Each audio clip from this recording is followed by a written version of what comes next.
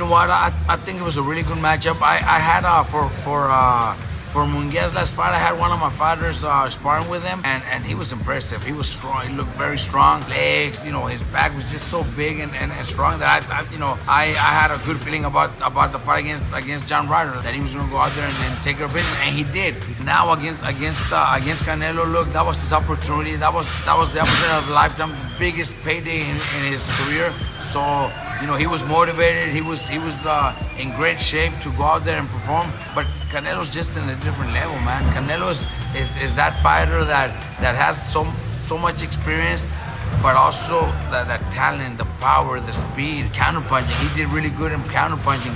There was even moments where he landed some really good shots where he could have followed up and maybe even hurt Munguia and maybe stop him, but it seemed like he actually just carried him a little, just to let his I don't want to, he's not a teammate, but from the same country, his countryman. There was, especially in the last round, he landed some great punches. He pivoted and he could have easily let Munguia turn around and finish him, and I think he would have hurt him pretty bad. What did he do instead? He carried him. It seemed like he actually, to me, I think he probably even told him something, because he got really close to his head. It kind of seemed like he probably told him something, like you're doing a great, I don't know, something to motivate him or something. Right. Because Munguia tried. He did Canelo was just in a different level. Canelo clearly won, but I think he did carry him a little, where he didn't want to finish him off to where he wants him to continue his career. You know what I mean? Because boxing's brutal, man. And I think Canelo did that to his countryman. Gotta respect him for that. I think he could have easily, when he pivoted, he could have easily just take a little step back and boom, and finish him with that punch, because he was stunned. Munguia was stunned. It seemed like he wobbled a little, so it could have been ugly. But Canelo didn't want to do it. That's good for him, man. A lot of us could have thought, because I'm probably one of them, that we've probably already seen the best of Canelo. He was already looking at his last few fights. Nah, man, he's fresh. He's fresh. I know he always says it. He says, I love this. This is my life. I want to do this as long as I can. But we always think, I think he might have 1 or 2 more years, maybe 3 or 4 fights left. But the way he did it this Saturday, not sitting down in the minute break, standing the whole time, he's still fresh, man. He's still in his prime. I think he still has a lot left for a few more years. Mayweather did the same thing. These guys already have all the money in the world. Mayweather was the same way. Canelo right now, he's got so many investments. He's just got money right now. If he retires, he has money for him, his grandkids, his great grandkids to be comfortable the rest of their life. But he still wants more. You got to respect that. You got to admire that. We've seen fighters where they get too comfortable with good purses that they made, and they retire, or they don't train as hard anymore. This guy, having all the money in the world, just like Mayweather did in his time, always trained hard, always stayed healthy, always focused, always dedicated 100% to the sport. You gotta respect those people, man, because with all the money in the world, and they still dedicated, they still have that discipline that, a lot of young fighters get a nice payday, and then there's guys that make a couple hundred and they already think they made it. You know what I mean? That's just the way life is. You got to admire, you got to respect, Canelo for everything he's still doing, and all the years that he still wants to continue doing it. He feels fresh, so you got to give him respect. I personally think that Benavidez is going to stay at 175, because I don't think him versus Canelo is going to happen. I think there's already been so much talk, so much saying back and forth, to a point where Canelo is going to say, why? I just don't want to give it to him. Canelo has that power. He doesn't need the fight against Benavidez. To us, I would love to see the fight, because I know it's going to be a great fight, man. Canelo's so talented that he could actually win. I personally feel that Benavidez has what it takes to beat Canelo, but I could be wrong.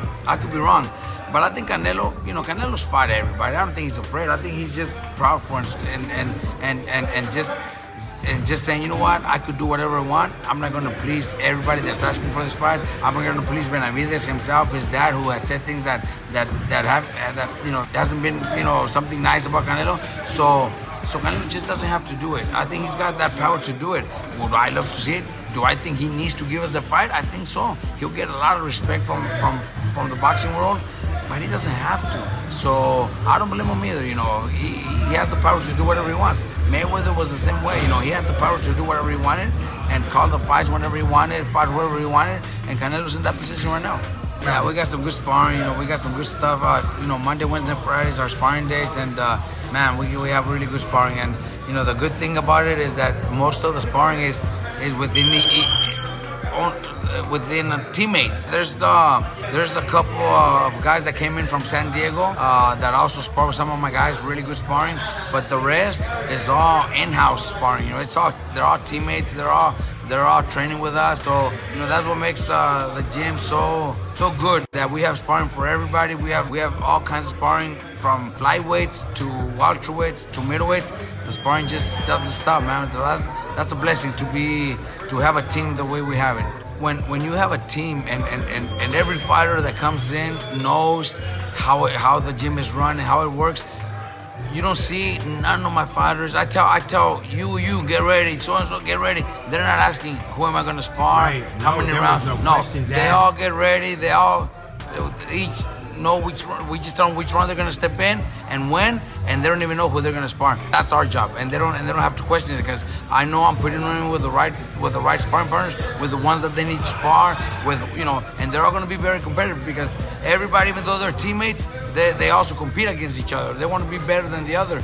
I tell all my guys, you want to be the best one in this gym. That's right. And it's not going to be easy to be the best one, but I tell everyone, you got to be the best one in this gym. If it's Chop, who's getting started, Art Barrera, or Josh Franco, who just came back and has a fight June 5th in Florida, you're going to spar. You came first day, you're going to spar already. He sparred 8 rounds already. So, wow. You know what I mean? So that's the way we have to do it. They don't question who, they just know that that's my job, and they're gonna do whatever I tell them. It's what when you're in boxing, especially young, talented fighters, or in another case, Rayo Valenzuela, who has a world title fight against Pitbull. He has to look impressive, because that's his world. That's a title fight opportunity, a world title fight. To become champion of the world, you gotta look impressive. But I also tell all these other kids, all the beginners, the ones that have 6, 10, 12 fights. Every time you step in the ring, people see your last fight, and that's where you have to look impressive. When you have that opportunity, it's like any other sport. Soccer players. They keep them behind the scenes. When they give them the last 5 minutes, they put them in the game for the last 10 minutes. You gotta fucking go out there and look impressive. So next time they put you in for the whole 45 minutes, that they're playing. Same thing in boxing.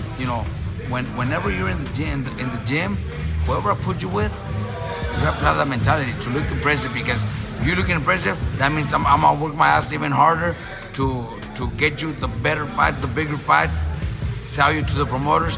I have 30 plus fighters in my gym.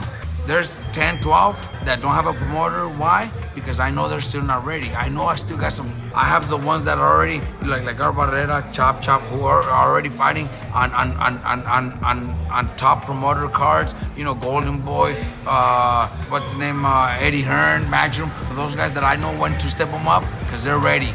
There's some that are still not ready, but they'll be ready in a few fights. That's just the way it is. I got to know which ones already. I can just push everybody, because they're not going to look impressive. I want them, whenever they get an opportunity with Top Rank, Golden Boy, Matchroom, whoever it is, they got to look impressive.